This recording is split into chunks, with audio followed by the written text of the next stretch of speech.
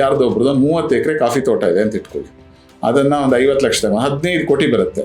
Tax ಕಟ್ಟಬೇಕಾ? Tax ಕಟ್ಲಿಕ್ಕಿಲ್ಲ. ಅದು ಮಾರಿದಾಗ ಅದು ಅಗ್ರಿಕಲ್ಚರ್ ತೋಟನೇ ಮಾರಿದ್ರು ಕೂಡ ಅದು ಅಗ್ರಿಕಲ್ಚರ್ ಇನ್ಕಮ್ ಆಗುತ್ತೆ. ಸಪೋಸ್ ಅವರು ಕಾಫಿ ಬೆಳೀತಾರೆ, ಅದರಲ್ಲಿ ಕಾಫಿ ಬೀನ್ಸ್ನ ಯಾರಿಗೋ ಮಾರಾಟ ಮಾಡ್ತಾರೆ, ಆವಾಗ ಅದು ಅಗ್ರಿಕಲ್ಚರಲ್ ಇನ್ಕಮ್ ಆನ್ಯುವಲಿ ಬರುವಂಥದ್ದು.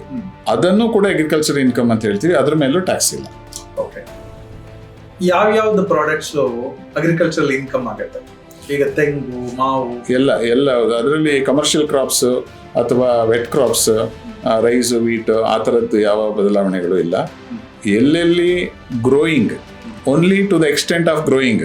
ಈಗ ಫಾರ್ ಎಕ್ಸಾಂಪಲ್ ಕಾಫಿನಲ್ಲಿ ನಾನು ಗ್ರೋ ಮಾತ್ರ ಮಾಡೋದಲ್ಲ, ನಾನು ಅದನ್ನ ಪ್ರಾಸೆಸ್ ಮಾಡ್ತೀನಿ, ಕ್ಯೂರಿಂಗು ಮಾಡ್ತೀನಿ ಅಂದಾಗ ಅದರಲ್ಲಿ ಒಂದು ಪೋರ್ಷನ್ ಆಫ್ ದ ಇನ್ಕಮ್ ಟ್ಯಾಕ್ಸಿಗೆ ಆಫರ್ ಮಾಡಬೇಕಾಗುತ್ತೆ.